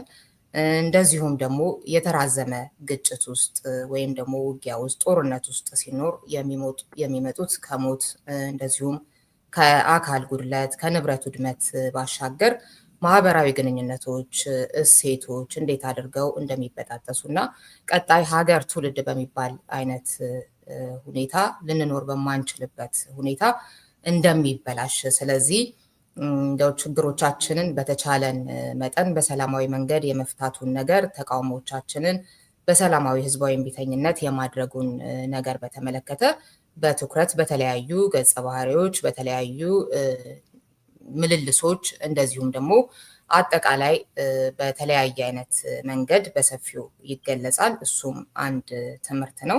ይህንን ለማድረግ ደግሞ ሰላማዊ ህዝባዊ እምቢተኝነትን ጠቃሚ የሆኑ ሀሳቦች የተገለጹበት የግንቦት ማኒፌስቶ የሚለው አለ። እሱን በዝርዝር ሄዶበታል። ያው ለሰዓት ቁጠባ አሁን አልሄድበትም። ሌላው ደግሞ እነ ራኬሎ የሚደርስባቸው የስም ማጥፋት አለ፣ የሲአይኤ ቅጥረኛ፣ ሌላም እየተባሉ ከነ ጓዶቿ ማለት ነው። ለምንድን ነው በእነሱ አረዳድ የተሻለ ያሉትን ሀገርን ካለችበት ሁኔታ ሊያወጣ ይችላል ያሉትን ሀሳቦች ስላቀረቡ ብቻ ከሌላው የተለየ ማለት ነው። ስለዚህ እንደሱ አይነቱ ነገር በመጽሐፍ ውስጥ ደግሞ ያው የነሱ ሀሳብ ቢሰማ የተሻለ የሆነበትን አይነት ነገር ለማሳየት ተሞክሯል እና ባለመሰማቱ ምክንያት ደግሞ ምን ደረሰ የሚለው ሲታሰብ እንደገና በሀሳብ መለየትን ብቻ እንደ ችግር አይቶ በማሰብ ጠላትነትን መመስረት እንደዚሁም ደግሞ እስከ ደም መፋሰስ መሄድ፣ ስም መጠፋፋት ያው የተለመደው የሀገራችንን ሁኔታ የሚያሳይበትና ይሄ ትክክለኛ አካሄድ አይደለም፣ ይሄ ይጎዳናል፣ ቆም ብለን እናስብ የሚል መልእክት የተላለፈበት እንደሆነ አስባለሁ። እንግዲህ ሀገረ ካኦፒ እና ኢትዮጵያ ምንና ምን ናቸው የሚለው ራሱ ከሀገረ ካኦፒ ምን እንማራለን ሲባል ከራሷ ከኢትዮጵያ አይደለም ወይ እያለን ያለው ኢትዮጵያን አይደለም ወይ ሀገረ ካኦፒ እያለ ያለው የሚለው ሌላ መነጋገሪያ ርዕሰ ጉዳይ ነው። ከሀገረ ካኦፒ ጋር በምን ኢትዮጵያ ትመሳሰላለች፣ በምንስ አትመሳሰልም? እዛ ውስጥ ያለው የሀገር ምስረታን እንደዚሁም ደግሞ የተለያዩ ማህበረሰባዊ ግንኙነቶችን ልደቱ እንዴት ነው የሚመለከታቸው? አመለካከቱንስ እኔ እንዴት ነው የማየው ምናምን እሱን አሁን እየተናገርኩኝ አይደለም፣ እሱ ታሳቢ ይደረግልኝ። ግን ሀገረ ካኦፒ ናት፣ ያው ሌላ ነች፣ ከእሷ ምን እንማር የሚል ስለሆነ ሀሳቡ እሱን ሀሳብ ይዤ ልንማርባቸው ከምንችላቸው በርካታ ጉዳዮች ውስጥ የተወሰኑትን ለመዘርዘር ነው የሞከርኩት። ሌላው ያልተገባ ፉክክር የኔ ሀሳብ ብቻ ይደመጥ የሚለው ነገር የት እንዳደረሳቸውም እንደዛው ያሳየናል እና በገዢው ፓርቲም እንደዚሁም በተቃዋሚዎችም በኩልና እሱንም ያልተገባ ፉክክር አያስፈልግም፣ ሰጥቶ መቀበል የሚባለው ነገር አንዳንድ ጊዜ ከኔ ይቅር የእሱን ልስማ እንደዚህ የሚባለው ነገር ምን ያህል አስፈላጊ እንደሆነና አላስፈላጊ እልህ ወዴት አይነት መጠፋፋት ውስጥ እንደሚከት፣ ሌላው ደግሞ ብንቅሽ ነው ወይ ያገባውሽ አይነት ነገር የሚላት የባልና ሚስቱ የመከላከያ ሚኒስትሩና የባለቤቱን የፖለቲከኛዋን እንደዚሁ ውይይቶች ስንሰማ ያው ይሄኛው ማህበረሰብ ላይ እንደዚህ አይነት አመለካከት አለ፣ ይሄኛው ላይ እንደዚህ አይነት አመለካከት አለ የሚባለው ነገር አንዳንዴ እውነት አንዳንዴም ግነት አንዳንዴም ውሸት የሆነው ነገር ማለት ነው። እሱ ትዳር ውስጥ ሁሉ ገብቶ ማህበራዊ ግንኙነት ውስጥ ሁሉ ገብቶ ምን ያህል እንደሚረብሽ እና ፖለቲካውን ምን ያህል ደግሞ ከራሳችን ጋራ ስንሰፋው ከቤተሰባዊ ህይወታችን ጋራ ጭምር እንዴት አፍራሽ እንደሆነ የሚያሳየው እና እንዴት የሰዎች አይምሮ እንደሚለወጥ በሰላም የኖሩ ሰዎች ከሆነ ጊዜ ከሆነ ፕሮፓጋንዳ በኋላ ያ የሚመሰረተው እንዳልኩት በእውነቱም በውሸቱም በግነቱም በምኑም ሊሆን ይችላል እንዴት አድርጎ እንደሚበጠበጥ ሀገር ተበጠበጠች የምንለው ከታች ከቤተሰብ ጀምሮ እየተበጠበጠ መጥቶ መሆኑን የሚያሳየን እና ምን ያህል ሁሉን ያለውን ነገር እንግዲህ ዋናው ገጸ ባህሪ የሚያጣበት እና ያው ለ7 ዓመታት በምን አይነት የአእምሮ አይነት ህመም ሁኔታ ውስጥ እንደሚኖር የሚያሳየን ይህንን የየግለሰቡን ህይወት ብንወስድ እንደዚህ አይነት ቤታቸው ንብረታቸው የፈረሰ ህይወታቸው አጠቃላይ የፈረሰ ማለት ነው፣ ከሞቱት ባሻገር ማለት ነው። ከሞቱት በታች እየተባለ የሚገለጸው አይነቱን ሰዎች ያየንበት ዋናው ገጸ ባህሪና ይሄ የፖለቲካችን ብልሽት የስንት ሰዎች ህይወት እንደሆነ በተግባር የብዙ ሰዎች ህይወት ነውና አንዳንድ ጊዜ ቁጥር አድርገን የምናስባቸውን ሰዎች አይደለም አንድ ገጸ ባህሪ ተደርጎ ሲመጣ በሱ ህመም አማካኝነት ስንቱ ይሆን እንደዚህ ታሞ ያለው የስንቱ ህይወት ይሆን እንደዚህ የተበላሸው የሚለውን እንድናስብ እንደ ሰው እንድናይ ከቁጥር ወጥተን የሚያደርግ ነገር አለው። ሌላውን ነገር እንግዲህ በሌላ ፕሮግራም ስለመመለስበት እዚህ ጋር ላብቃ። አመሰግናለሁ። ቀጣዩ ተናጋሪያችን አቶ ዘለሌ ጸጋ ስላሴ ናቸው ነው ልበል። በፖለቲካው ውስጥ ረዘም ያለ ተሳትፎ ያለው ነው። አሁን ደግሞ የአማን ፓርቲ ሊቀመንበር ነው። አቶ ዘለሌ የሀገረ ካኦፒ መጽሐፍን በተመለከተ ያለህን ሀሳብ ማቅረብ ትችላለህ? ኦኬ፣ አመሰግናለሁ ቴዲ። እዚህ ያላችሁ ሀገረ ካኦፒን ለመመረቅ የመጣችሁ ወይም ደግሞ በዛ ላይ ነገር ለማድረግ የመጣችሁ ወንድሞቼን ከዚህ ከአዲስ አበባ የከበረ ሰላምታ አቀርብላችኋለሁ። እንግዲህ ቀጥታ ወደ ዕለቱ ፕሮግራም ስገባ አንጋፋው እና ባለብዙ ዘርፍ ፖለቲከኛው ልደቱ አያሌው ባዘጋጀው በዚህ በካኦፒ መጽሐፍ ላይ አስተያየት ለመስጠት በመጋበዜ እንደዚሁም መጽሐፉን ልደቱ ከብዙ ምጥ በኋላ እንደጻፈው የሚሰማ ነገር ስላለ ለልደቱ ምስጋና ማቅረብ እወዳለሁ። ልደቱ ጨንቆት የጻፈው ይመስለኛል ይህን ጽሑፍ ወይም ደግሞ ይህን መጽሐፍ ኢትዮጵያ ውስጥ ያለን በተለያዩ ዓለም ክፍል ያለን ኢትዮጵያውያኖች በሀገራችን ላይ ለረጅም ዓመታት ምን መስራት እንዳለበት በይበልጥ ደግሞ ሰላማዊ ትግሉን በሚመለከት ግራ ተጋብተን ባለንበት ሰዓት የጻፈው መጽሐፍ በመሆኑ ለልደቱ በእውነት ትልቅ ምስጋና ማቅረብ እወዳለሁኝ። ወደ እርሱ በሚሄድበት ሰዓት ላይ ሰዓት ይሻማብኛል ብዬ ነው እንጂ ስለ ልደቱ ብዙ ማውራት ወይም ደግሞ ብዙ መናገር ይጠበቅብኛል። ምክንያቱም ሁላችሁም ከልደቱ ጋራ በአገር ጉዳይ ላይ የሰራችሁ ብትሆኑም እኔ ግን በጠባቧ በፓርቲም ደረጃ ከልደቱ ጋር አብሬ ሰርቻለሁ። ስለ ልደቱ ብዙ ነገር አውቃለሁኝ። ልደቱ ለወደፊት ለኢትዮጵያ ያለውንም ጠቀሜታ በዚህ በስክሪን ከማያችሁ ሰዎች በተለየ መንገድ ግንዛቤ አለኝ። ይሄ በእውነት የ1992ቱን የልደቱን እንቅስቃሴ የሚያውቅ የነበረ ማንኛውም ኢትዮጵያዊ ሊያውቀው የሚገባ ነው። ልደቱ በቅንጅት እንቅስቃሴ ላይ ከቤታቸው አልጋ ላይ የነበሩ ትልልቅ ሰዎችን ቀስቅሶ ነው ቅንጅትን ያንቀሳቀሰው። በኋላ ግን በእነሱ ክደት ደርሶበት ያን ሁሉ ነገር አሳልፎ ዛሬ ተመልሶ እንደዚህ ትልቅ የፖለቲካ ሰነድ የሆነ መጽሐፍ በማቅረቡ በእውነት ከምስጋና በላይ ነው። ለእኔ ልደቱ ወደ ካኦፔ ስገባ ከካኦፔ መጽሐፍ በላይ ትምህርት ለመማር የፈለገ ከልደቱ ህይወት በጣም ብዙ ነገር ይማራል። ይሄን ካልኩኝ የካኦፔን መጽሐፍ በሚመለከት ለእኔ ካኦፔ ኢትዮጵያ አይደለችም። ካኦፔ ጸሐፊው እንደጻፈው አንድ ምናባዊ ሀገር ነች። ብትሆንም ግን በውስጧ ያለፈው የተደረገው በውስጧ የነበረው የፖለቲካ እንቅስቃሴ በሙሉ ለብዙዎች አስተማሪ መሆን የሚችል ለእኛም ለኢትዮጵያውያን ብዙ ልንማርበት የምንችል እንደሆነ በደንብ ተገንዝቤበታል። መጽሐፉን በማነበበት ሰዓት ላይ ካኦፔ ያለውባት ሀገር እስከምትመስለኝ ያነበብኩት። መጽሐፉ ላይ እንደተቀመጠው ያነበባችሁ ሰዎች እንደምትረዱት ካኦፔ ከ70 ዓመት የቅኝ አገዛዝ በኋላ ራሷን ችላ የቆመች ሀገር በውስጧ የተለያዩ ብሔር ብሔረሰብ አባላት የነበሩባት፣ ነገር ግን እነዛ ብሔር ብሔረሰቦች እርስ በርስ በመቻቻል አንዱ ሳይነቅፈው ተግባብተውና ተስማምተው ይኖሩባት የነበረች መጽሐፉ ላይ በግልጽ እንደተገለጸው ምድረገነት የምትባል ሀገር ነበረች። ካኦፔ በንጉስ የምትተዳደር ሀገር ሆና በነበረበት ሰዓት ላይ አንድ ካሊቲ የተባለ ጀነራል መፈንቅለ መንግስት አድርጎ በአንድ ሞቶ ዲሞክራሲ ለሀገር ካኦፔ በሚል ሞቶ መፈንቅለ መንግስት ካደረገ በኋላ የእሱን መፈንቅለ መንግስት ተከትሎ በሀገሪቷ ላይ ታይቶ የማይታወቅ የእርስ በርስ ልዩነት፣ የብሔር ልዩነት እንደታየ አይተናል። ከዛ በመቀጠልም የተለያዩ ፖለቲካ ፓርቲዎች መፈልፈል እንደቻሉ ወይም ደግሞ መመስረት እንደቻሉ፣ ከነዛ ውስጥ ግን በካቴጎሪ ሲቀመጡ የተወሰኑት በትጥቅ ትግል፣ የተወሰኑት ደግሞ የጎሳን ፖለቲካ ጨምሮ በሰላማዊ እንቅስቃሴ ላይ እንቅስቃሴ ያደርጉ የነበረ የትጥቅ ታጋዮቹን በሚመለከት እናሸንፋለን ብቻ አቋም ነበራቸው።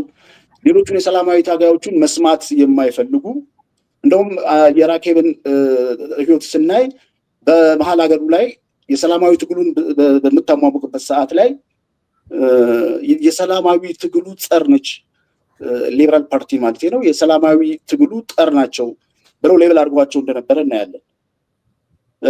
ይሄ ትልቅ ችግር ፈጣሪ ነበር። የሰላማዊ ትግሉን የትጥቅ ትግሉን የሰላማዊ ትግሉ እንዴት ሊመጋገቡ እንደሚችሉ ግራ የተጋቡ ፖለቲከኞች የነበሩበት ሁኔታ አይተናል።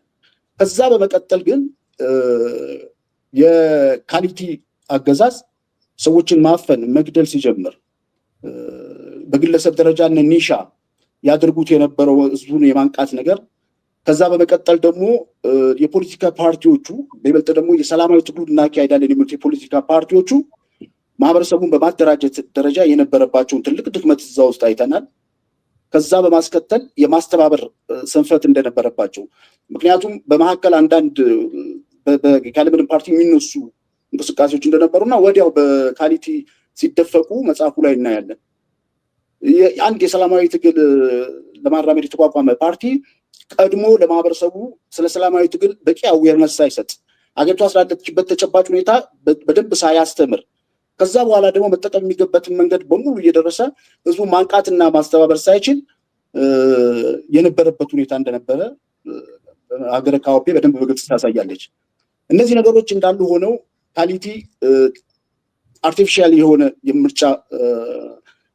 ምርጫ ፈቅዶ ነበር። በዛ ምርጫ ላይ ያለውን ችግር እንዳለ ወስደው በፈቃደኝነት ወይም ደግሞ ምርጫ መገፋት የለበትም። ምርጫ ውስጥ ተሳትፎ ማድረግ በራሱ አንድ የትግል ስልት ነው። እዛ ላይ ገብተን እንታገላለን እንጂ አንሸሽም ያሉት የሊበራል ፓርቲዎች ሌሎች የሸሹትን ለማስተባበር የገጠማቸው ችግር፣ ማህበረሰቡ እንዴት አድርገው ሊረዳቸው እንዳልቻለ፣ ታጣቂዎች ፓራላይዝ ይሰሩት የነበረው ነገር፣ ካሊቲ ደግሞ ይህንን አጋጣሚ ተጠቅሞ እነዚህ ሰላማዊ ታጋዮች የሚባሉት ዝም ብለው ናቸው፣ ምንም የሚያመጡት ለውጥ የለም ብሎ የተጠቀመበትን ነገር እናያለን እና የአገረ ካኦፒ ታሪክ በቀጣይ በየትኛውም ሀገር ላይ ሰላማዊና ህዝባዊ እምቢተኝነትን ለማስነሳት ለሚፈልግ ሰላማዊ ትግል ለማድረግ ለሚፈልግ ትልቅ ትምህርት አለው። እዚህ ላይ አንድ ማንሳት የሚያስፈልገው ነገር በዶክመንት ደረጃ ሊበራል ፓርቲው አዘጋጅቶት የነበረው የግንቦት ማኒፌስቶ እዛ ሀገር ላይ ቢጠቀሙበት ኖሮ አሁን መጨረሻ ላይ የሆነውን ሀገር የሀገሪቷ መጥፋት የህዝቡ መበታተን አይደርስም ነበረ ማለት የሚቻልበት ሁኔታ አለ። እንግዲህ 5 ደቂቃ በጣም ከባድ ነው። አመሰግናለሁ። እንግዲህ ቀጣዩ ተናጋሪያችን ዶክተር ኤርሲዶ ሌንዴቦ ነው። ዶክተር ኤርሲዶ በኢትዮጵያ ፖለቲካዊ፣ ማህበራዊ እና ፍልስፍናዊ ጉዳዮች ላይ ልዩ ልዩ ሀሳቦችን ሲያጋራ ታውቁታላችሁ። ኑሮ ማፕ የተሰኘ ከአጋሩ ዮሐንስ ጋር የጻፈው መጽሐፍ አለ። እንደዚሁም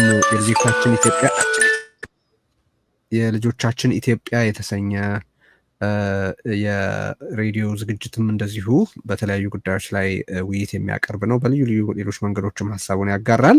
ዛሬ በሀገረ ካኦፒ አቶ ልደቱ መጽሐፍ ዙሪያ ያለውን አተያይ ያጋራናል። መድረኩን ወደ አንተ አሻግራለሁ ዶክተር ኤርሲዶ። ኦኬ፣ አመሰግናለሁ። እንዴት አመሻችሁ፣ አረፈዳችሁ እንዳላችሁበት ሀገር። ልደቱ እንኳን ደስ አለ። እኔ እንግዲህ ምንድነው ከሀገረ ካኦፒያውያን ኢትዮጵያውያን ምን ሊማሩ ይችላሉ በሚለው ርዕስ ላይ ዲቴይል ትንሽ ከማለቴ በፊት ራሱ መማር ምንድነው ከሚለው ላይ አንድ ከባድ የሆነው ነገር ከልምድና ከሆነ ነገር ከልምድ መማር ጥሩ ትምህርት ቢሆንም ግን በጣም ውድ ትምህርት ቤት ነው ይላሉ ፈረንጆቹ። እና ኤክስፒሪየንስ ኢዝ ኤ ጉድ ስኩል በት ኢዝ ኤ ቬሪ ዳምን ኤክስፔንሲቭ ስኩል ይላሉ። እና ስለ ጦርነት ክፋት ለማወቅ እንግዲህ ሚሊዮኖች ሞቶ ምናምን መማር አልነበረብንም። ግን የሀገረ ካኦፒ አይነት መጽሐፎች ከዚህ ቀደም ብለው መጥተውም ራሱ እንደዚህ ዲስከስ ብናደርግ ኖሮ ጥሩ ነበረ ለማለት ነው። እና በአጭሩ እኔ በቀጥታ ከመጽሐፉ ብዙ ትምህርቶች ቢገኙም ግን ቁልፍ ናቸው ያልኳቸውን 5 ትምህርቶች ብቻ ወይም ደግሞ ልናስታውሳቸው ልንረሳቸው የማይገቡ የምላቸውን 5 ነገሮች ብቻ ነው ጠቅሼ ማለፍ የምፈልገው። የመጀመሪያው ካኦፓውያን ወይም የካኦፒ ሰዎች 100% በሚባል ደረጃ ኢሊቱም፣ ፖለቲከኛውም፣ ቡድኖቹም፣ ብሔሮቹም፣ ብሔረሰቦቹም ኮምፕሊትሊ የተጠመዱበት ሳይኮሎጂ ማሸነፍ ወይም መሸነፍ የሚል ነው እና በዚህም እንትን በመጨረሻ ግን አንዳቸውም አላሸነፉ። እንደ ቀልድ 14 ዓመት ነው የተዋጉት። ስለዚህ ፖለቲካ ከዛ በላይ የሆነ ነገር ሆኖ አብሮ መኖርም ከዛ በላይ የሆነ ነገር ሆኖ ሰዎች የግድ እኔ አሸንፌ ሌላው ተሸንፌ ከሚል መውጣት ግድ ነው የሚለውን አንድ የመጀመሪያ ትምህርት ሲሪየስሊ ወስጄዋል። ሁለተኛው ጦርነት እንደ ቀልድ በቀላል ሊጀመር ይችላል። ነገር ግን ጦርነት ውስጥ የገቡ አካላትም እኔ አሸንፋለሁ በአጭር አጠናቅቃለሁ ሊሉ ይችላሉ። በሀገረ ካኦፒ ያየነው ነገር ይሄ ነው። መንግስትም በአጭር ጊዜ ጨርሳለሁ ይላል። ታጣቂዎቹም ሰሞኑን ዋና ከተማ እንገባለን ይላሉ። ነገር ግን 14 ዓመት ነው የወሰደባቸው። በዛ ረጅም ጊዜ ውስጥ ደግሞ የሀገር ሴቶች ሀብትና ነፍስ መጥፋት ብቻ ሳይሆን አገራዊ ሴቶችም አገርን እንደ ሀገር የሚያቆሙ ብዙ ነገሮችም እየደቀቁ እየጠፉ ነው የሚሄዱት እና በሀገረ ካኦፒ ያየነው ሁለተኛው ነገር ያ ነው። አያጥርም ማለት ነው። ጦርነት አጭር አይሆንም። ስለዚህ ይሄም ጥንቃቄ ልንወስድበት የሚገባ ነው። እኛ ሶስተኛው ለእኔ በጣም ሲሪየስ ትምህርት ነው ብዬ የማስበው የእኛን ሀገርም ላነበበ የሚገባው ምርጫን በተመለከተ ነው። የሀገረ ካኦፒያን ሰዎች ምርጫ ያላቸው አስተሳሰብ ምርጫ ምንገባው ማሸነፋችን እርግጠኛ ከሆንም ብቻ ነው የሚመስል አስተሳሰብ ይዘው ተራምደዋል ፓርቲዎቹም ሁሉ። በዚህ ምክንያትም ባለመሳተፋቸው ምርጫው በዓለም አቀፍ አካላት ሁሉ በቃ ምርጫው ምንም ችግር ያልነበረበት ነው ተብሎ እየጸደቀ እንግዲህ በማይፈልጉት መንግስት ሲገዙ ኖረዋል እና ይሄ አንድ ትልቅ ትምህርት ነው። ምርጫ የግድ የምናሸንፍበት ብቻ ሳይሆን አዳጊ የዲሞክራሲ ለውጥና ልምድ የምንወስድበት ነገር ነውና በአዋጅ በህግ ተዘግቶ ምርጫ የለም እስካልተባለ ድረስ ዜጎች ምርጫ ላይ ሲሪየስሊ መሳተፍ እንዳለባቸው የካኦፒያን ህይወት በጣም ነው የሚያሳየው።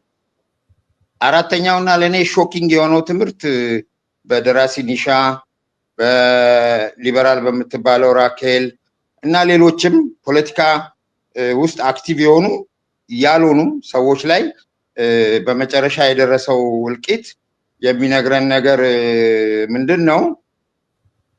ይሄ ነገር እየባሰ እየዘቀጠ እየወረደ በሄደ ቁጥር መከፋፈል፣ ጽንፈኝነት፣ ዘረኝነት እና ጥግ የሄደ ብሔረተኝነት እየሰፉ በሄዱ ጊዜ ከጥፋቱ ማንም ሰው አመልጥ። የመከላከያ ሚኒስትሩ ልጅ አላመለጠም። የሚሊዮነር የቢሊዮነር ልጅ ነው፣ አላመለጠም።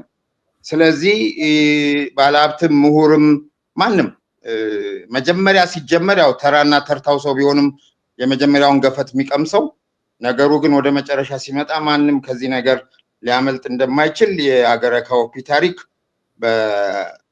በደንብ ያሳያል እና ይህም ትምህርት ልንወስድበት የምንችለው ኤሪያ ነው ብዬ አስባለሁ። በመጨረሻ የመጨረሻው አምስተኛው ሌሰን ብዬ የምወስደው እኔ ለሰላም እና ለሰላማዊ መንገድ ሁልጊዜም ክፍት ቦታ አለ የሚለውን በመጽሐፍ ውስጥ ፍልስፍና በሚናገሩ ሰዎችም በነራኬልም በሌሎቹም የታየ ነገር አለ። ግን ከሪያሊቲ የምናውቀው ደግሞ ቅራኔም ሆነ ጦርነት ምንም ይሁን ምን መጨረሻ ላይ የሚፈታው በጠረጴዛ ዙሪያ ነው። ከዚህ አንጻር እኔ የኢትዮጵያ ሀገራዊ ምክክር ኮሚሽን፣ የሀገር ሽማግሌዎች፣ የሃይማኖት መሪዎች፣ ፖለቲከኞቻችን በየቀኑ ይህን ነገር ማሰብ ማሰላሰል እና ቢያንስ ተኩስ አቁመን መነጋገር የምንችልበት መንገድ እንዲፈጠር ዜጎች በሰለጠነ መንገድ መነጋገር መቻል አለብን እላለሁ። እዚህ መድረክ ላይም በዚህ ደረጃ ስለተነጋገርን እኔ በጣም ነው የማመሰግነው። ንግግሬን መዝጋት የምፈልገው አንድ የአየርላንድ የፈላስፋው አየርላንድ አንድ አባባል አለ እና ምንድነው የሚለው ዲዛስተር ኤንድ ዲዚዝ ካን ሃፕን ሰብኮንሽስሊ በት ኦርጋናይዝድ ቲንግስ ቢዩቲፉል ቲንግስ ቢልዲንግስ ኦር ዋቴቨር ዱ ኖት ነው የሚለው። ኪውር ዱ ኖት ነው የሚለው ማለት ችግር፣ በሽታ፣ ዲዛስተር ዝም ብሎ በደመነፍስ በትንሽ ሰዎች ዝም ብሎ ሊፈጠር ይችላል። መድኃኒት፣ መፍትሄ፣ የተደራጀ ሀገር፣ ቆንጆ ሀገር፣ ትልቅ ፕሮጀክት ምናምን ግን ሁል ጊዜ የነጠረ የተሰናሰለ በትክክል የታሰበበት ፍልስፍናና በደንብ የተደራጀ ተግባር ይፈልጋል። ስለዚህ ኢትዮጵያውያን ባልሰራነው ውጤት መጠበቅ አለብን ብዬ አላስብም እና መነጋገር አለብን ለማለት ነው። አመሰግናለሁ ቴዲ። አቶ እስማኤል መቀጠል ይችላሉ። በሀገረ ካኦፒ መጽሐፍ ላይ ያለህን አስተያየት ማቅረብ ትችላለህ። ኦኬ፣ ይሰማል? መጀመሪያ ይሰማችኋል? ኦኬ፣ ቴንክ ዩ። አንደኛ ለማክበር ምንድን ነው ምስጋና ለማቅረብ የምፈልገው ለአቶ ልደቱ ነው። ልደቱ በጣም ቃላቶች የለኝም። በተለይ ቅድም ወንድሜ ኤክሴልም እንዳለው ተስፋ የማይቆርጥ የኢትዮጵያን ፖለቲካ በጣም እናውቃለን። በጣም ውስብስብ ነው፣ በጣም ያስቸግር ነው፣ በጣም ተስፋ የሚያስቆርጥ ነው እና ይሄንን አንደኛ ነገር አመሰግናለሁ እንደጋበዝከኝ። ሁለተኛ ደግሞ ይህን መጽሐፍ በጣም የጻፍከው ከታይምሊ የሆነ ከጊዜው ጋር የሚሄድ ነው ብዬ ነው የምገምተው እና ያስታወስከኝ አንድ የታወቀ የሶማሌ ኑርዲን ፋራህ የሚባል ኖቬሊስት አለ። እሱም እንዳንተ ከ6 በላይ መጽሐፍ ነው የጻፈው። ሁልጊዜ ሂ ኮምባይን ፖለቲክስ እና ልቦወለድን አንድ ላይ ነው የሚያስቀምጠው እና ያለፈው ጊዜ እንደ ዚያድ በራ አይነቱ ዲክቴተር ሲያወራ በመጨረሻ ላይ ጻፈው ማፕ የሚባል ከአንተ ጋር ብዙ አይነት የሚገናኝ ነው። ያንተ ግን በዚህ በ21st ሴንቸሪ በጣም ወደዚህ የሚቀርብ ነው። ሌላው ይሄ መጽሐፍ ካነበብኩት በኋላ በጣም የተረዳሁት በእምቢተኝነት በሰላም በዛ በፒስፉል የሆነ ከዚህ በፊት ብዙ ጊዜ ያካሄድ ነው የስትረገሉ ያው የአርም ስትረገል ነው እና የስ እኛ ምንም ችግር የለንም ከአርም ስትረገል፣ ግን በእምቢተኝነትም ብዙ መቀየር ይቻላል። በተለይ በአሁኑ ጊዜ በዓለም ደረጃ ጀርናል ዚ የሚባል እንደምታውቁት ብዙ ነገር እየቀየረ ነው። በቅርብ ጊዜ ማዳጋስካርን ገቨርንመንትን አነጋግሮ ቁጭ አድርጎ ህዝቡ በውሃና በኤሌክትሪሲቲ ብቻ ነው ያንን ያደረጉት።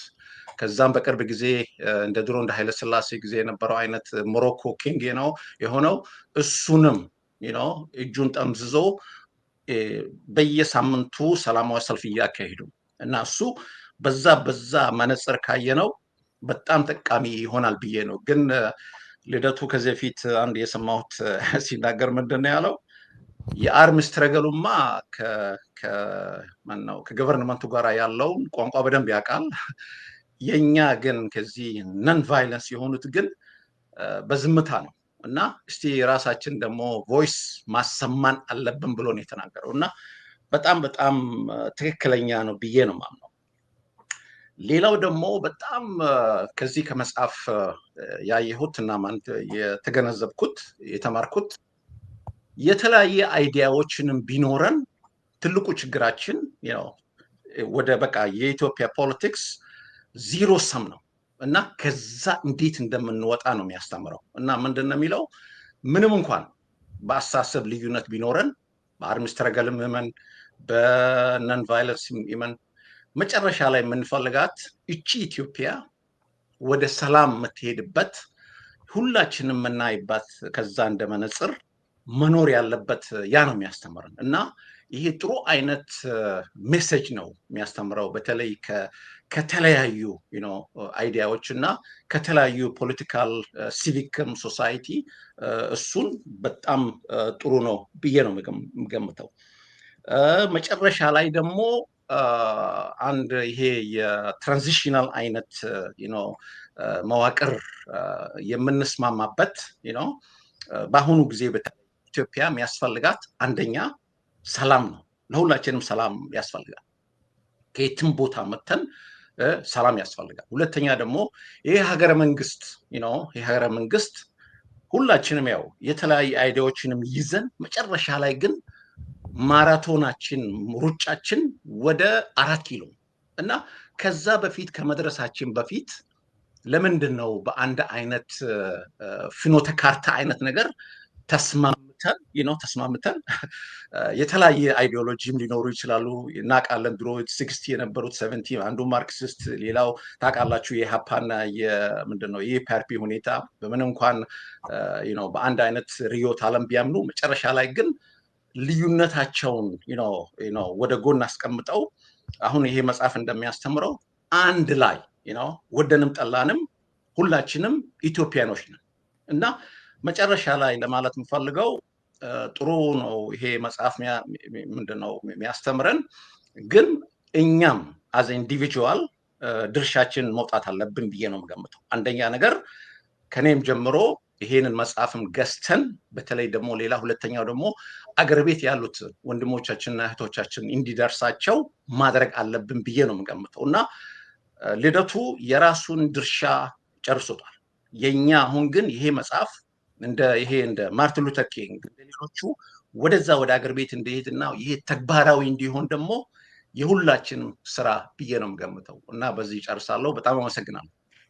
እሺ እንግዲህ በቅድሚያ አቶ ልደቱን በጣም አድርጌ ማመስገን እፈልጋለሁ። እንደዚህ ያሉ ኃላፊነትን መወጣት ቀላል ስላይደለ ብዙዎቻችሁም ያነሳችሁት በጣም ተገቢ ምስጋና ነው ብዬ ነው የማስበውና መጽሐፉን ስላቀረብክ እንዲህ እንድንነጋገርበት ምክንያት ስለሆንክ ማመስገን እወዳለሁ። ሌሎችም ፖለቲከኞችና የአደባባይ ሰዎች ሁላችንም ሀሳቦቻችንን እንደዚህ በተደራጀ መልኩ ማቅረብ ብንለምድ ብዙ ፋይዳ አለው። እያልን ያለነው ምን ማለት እንደሆነ በደንብ በዝርዝር የምናስቀምጥበት መልካም እድል ነው። ያም በተጨማሪ ለታሪክም ለሬፈረንስም የተባለው ሀሳብ በምልአት ግንዛቤ እንዲያገኝም ጭምር የሚረዳ ነው። የሰለጥነው መንገድ እሱ ነው። አቅም እንደሚጠይቅ ይገባኛል፣ ግን ወደዛ ብንገፋ በጣም ጥሩ ነው። ሌሎቹ ሀሳብ የመግለጽ መንገዶች እንደተጠበቁ ሆኖ ማለት ነው። እንግዲህ ያለው ደቂቃ በጣም አጭር በመሆኑ ጥቂት ነጥቦች ላይ ነው ማተኮር የምፈልገው። አቶ ልደቱ መጀመሪያ ላይ ያነሳው አንድ ነጥብ ነበረ። ይሄ ከጭንቀት የተወለደ ነው ይላል። በእርግጥም እኔ የምረዳው ያንን ነው። በአንድ በኩል ከዚህ ቀደም በመጽሐፍቶቹም ሆነ በመጣጥፎቹ በኩል ሲያነሳቸው የቆያቸውን ጭብጦች በረዥም ልቦወለድ መልክ በማቅረብ በሰዋዊ ተረኮችና ታሪኮች በመጠቀም ከዚህ ቀደም በቃለ ምልልስ፣ በመድረክ ዲስኩር፣ በመጽሐፍና በመጣጥፍ ያነሳሳቸውን ሀሳቦች እንደገና በሌላ ሳህን እንዳቀረበልን ነው እኔ የቆጠርኩት። እነዚህ መጽሐፍ ውስጥ የተጠቀሱት ሀሳቦች በብዙ የአቶ ልደቱ የቃለ ምልልስ አጋጣሚዎች፣ የአደባባይ ንግግሮች እና መጽሐፎች ላይ በስፋት የተንጸባረቁ ናቸው። ስለዚህ አንዱ እንግዲህ አቶ ልደቱ መጽሐፉን የጻፈው ይሄ ጉዳይ እንደገና መልሶ ትኩረት እንዲያገኝ በሌላ መልኩ በሌላ ሳህን ማቅረብ ከሆነ በእርግጥም ተሳክቶለታል ማለት ይችላል። ምክንያቱም የዛሬ ውይይት የዛ አንድ ፍሬ ነው። ይሄ ስርጭት በበርካታ መገናኛ ብዙሃን እየተላለፈ ያለ በመሆኑ ትኩረት መልሰን እንድናደርግበት ማስገደድ ችሏል ብዬ አስባለሁ። በሌላ በኩል ደግሞ በረዥም ልቦለድ መልኩ ብቻ ሳይሆን ሌላ ምናባዊ አገርና ገጸ ባህሪ በመፍጠር ነገሩን ኦብጀክቲቭሊ እንድናየው አቶ ያሬድ ቅድም አንስቶት ነበረ።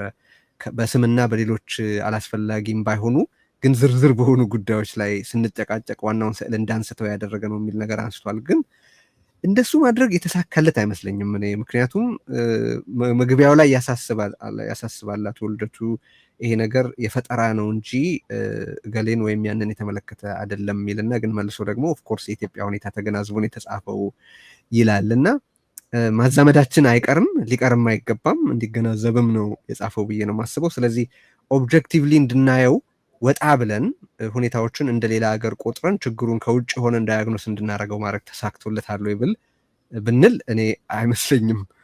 ስሞቹም ቢለወጡ አውዱም የተለወጠ ቢመስል ያው ዞሮ ዞሮ ካሊቲ ማን እንደሆነ ራኬላም ሌላ ሌሎቹም እነማንን ለመወከል ታስቦ እንደተጻፉ ብዙ የሚጠፋን አይመስለኝም። ዋናው ግን እኔ ማንሳት የምፈልገው የዚህ መጽሐፍ አንድ ትልቅ ቁም ነገር ሶስትዮሽ የመፍትሄ መስኮቶች ምላቸው አሉ እዚህ ላይ የተነሱ እነሱን ባጭሩ ላንሳና ሶስትዮሽ የመፍትሄ መስኮቶች ስል በመጀመሪያ ጨርሶ የመፍረስ ዋዜማና መፍትሄውን ያነሳል። ይኸውም ነገሮች በጣም በከፋ ሁኔታ ላይ እየደረሱ ግን ፍጹም ሳይጨላልሙ በፊት የሚቀርብ የመፍትሄ መስኮት ነው። ይኸውም የግንቦት ማኒፌስቶ ተብሎ በመጽሐፉ ላይ የተቀመጠው ነው፣ በዝርዝር ተካቷል። የግንቦት ማኒፌስቶ የቀረበበት ጊዜ ኤግዛክትሊ አሁን አገሪቱ ያለችበትን ጊዜ ይመስላል በእኔ አስተያየት። በሀሳብ በይዘት ሊዳብር የሚችልና በትጥቅም ሆነ በሰላማዊ ትግል ተዋንያን ዘንድ ጥሩ የአሁናዊ ትግል መነሻ ሆኖ ሊያገለግል የሚችል ይመስለኛል። አንዱ ኤግዛክትሊ አሁን ያለንበት ጊዜ በጣም ብዙ የከፉ ነገሮች የምንሰማበት ብዙ ችግር ያለበትም ቢሆን እንደ ግንቦት ማኒፌስቶ ላይ ባለ አሁናዊ ሰላማዊ ትግል በማድረግ የመፍትሄ መስኮቱን ማስፋት እንደምንችል ይጠቁማል። ሁለተኛው በሀገረ ካኦፒ የሚካሄደው ደም መፋሰስ ተስፋፍቶ ወደ ዋና ከተማው ከደረሰ በኋላ የሚመጣ መስኮት ነው። በጣም የረፈደ እንደውም የመሸ ቢሆንም አገሪቱ ጨርሶ ከሉዓላዊነትና ከህልውና ከመጥፋቷ በፊት ዋና ከተማው ላይ ጦርነቱ ከደረሰ በኋላ ምንድነው የካሊቲን መንግስት የገለበጡት ወታደሮች የሚያቀርቡት መፍትሄ ነው። ግን ያኔም ሰሚ አላገኙም። ያም የመፍትሄ መስኮት እምብዛም ሲረዳ አልታየም። ግን እንደ ሁለተኛ የመፍትሄ መስኮትነት ሊቆጠር ይችላል። ሶስተኛውና ምናልባት እንደ መፍትሄ መስኮት መቆጠር ያለበት መሆኑን እርግጠኛ አይደለሁም። ግን ከተባለ አገሪቱ ከፈረሰች፣ ህዝብ ካለቀ፣ ከተላለቀ፣ በስደት ከተበታተነና ብዙ ነገሮች ከተበላሹ በኋላ ከሆነው ነገር በመማር ልሂቃኑ መልሰው እንደገና ተሰባስበው የቃል ኪዳን ሰነድ የሚፈራረሙበት መስኮት ነው። እንግዲህ እዚህ መጽሐፍ ላይ አንድ የማየው ነገር አሁን ስላለው ብቻ ሳይሆን አገሪቱ ጨርሳ ከፈረሰች በኋላ ስለሚሆነው ብቻ ሳይሆን አገሪቱ ብትፈርስም እንደገና መልሳ ልትዋቀር የምትችል መሆኗን ያሳየ የትራጂክ ኦፕቲሚዝም ነገር ተነስቶበት ተመልክቻለሁ። ስለዚህ ስለ አሁን ሰቆቃ፣ ስለ ቀጣዩ አገሪቱ ሞት ብቻ ሳይሆን ከዛ በኋላ ስላለም ትንሣኤ ይናገራል ማለቴ ነው። በአጠቃላይ መጽሐፉ ስለ ታሪክ መረዳት፣ ስለ አሁን ፖለቲካና የስጋት መጠን፣ ስለ ነገ አጠቃላይ ፍርሰት እና ከዚያ በኋላ ስላለውም ሊኖር ስለሚችል መራር ወቅት ከዛ በኋላም ስለሚኖረው ትንሣኤ ተናግሯልና እነዚህም በተመለከተ ልዩ ልዩ አተያዮች ሊኖሩ እንደሚችሉ ይጠበቃል ይገባልም። ግን አገሪቱ ያለችበት የህልውና አደጋ፣ ከዚህ በኋላ ያለውም ጊዜ ጨለማነትና አሁን ያለው የመተላለቅ ሂደት የበለጠ እየከፋ መሄዱ ሊያስከትል የሚችለውን ነገር ሁሉ የዳሰሰ ነው ለማለት እወዳለሁ። እንግዲህ ጊዜ ያብቅቷል። በጣም አመሰግናለሁ።